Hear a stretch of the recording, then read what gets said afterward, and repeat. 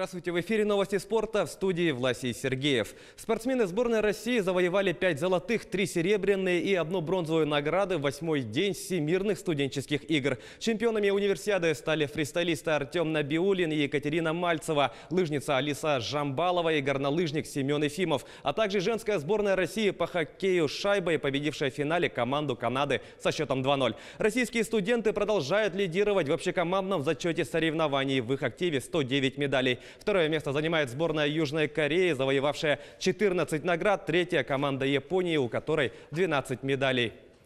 Пополнить копилку золотых медалей сборной России сегодня постараются хоккеисты. В последний день универсиады состоится финал мужского турнира, в рамках которого российские спортсмены сыграют с командой Словакии. Хозяева соревнований уже встречались со словаками на групповой стадии турнира и одержали победу со счетом 2-1. Отметим, что сборная России 7 раз выигрывала мужской хоккейный турнир на универсиадах. Словаки праздновали победу 1 раз в 2001 году. Финал стартует сегодня в 18:00 по якутскому времени.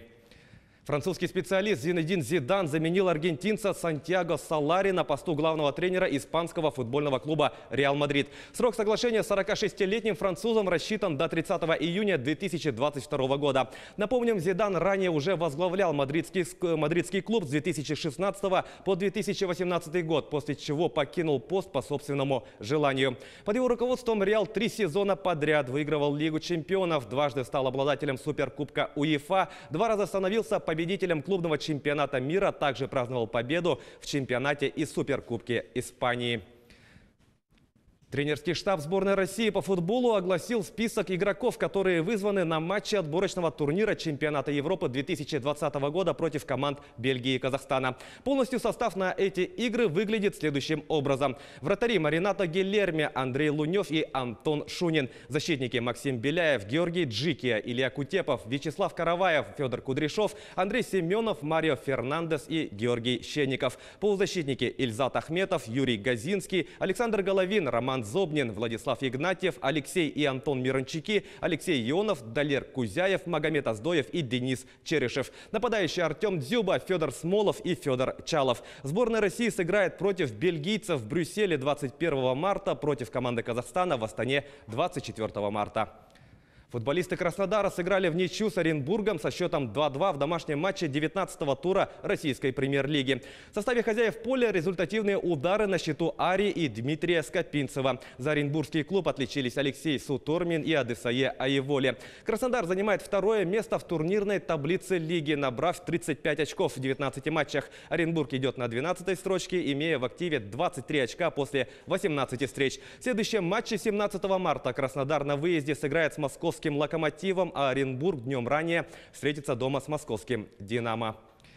В Якутск прилетели первые участники Кубка мира по вольной борьбе. В делегации Монголии прибыли спортсмены, тренеры и представители сборной. Команда из Восточной Азии на турнире будет представлена в 10 весовых категориях. А помимо спортсменов и тренеров, в Якутск приехали врачи, судьи, а также представители Федерации спортивной борьбы. Монголия привезла в Якутию боевой состав. Спортсмены не понаслышке знают о ковре триумфа. Все они постоянные участники международных турниров Дмитрия Коркина и Романа Дмитриева. Сборная России может встретиться с командой Монголии только после группового этапа. Российские спортсмены участвуют в турнире в группе А наряду с борцами Турции, Японии и Кубы. Напомню, что в турнире участвуют 8 сильнейших команд, которые определились по итогам прошлогоднего чемпионата мира.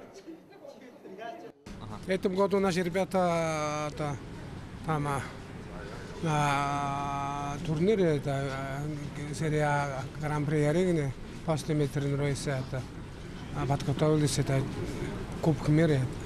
Да.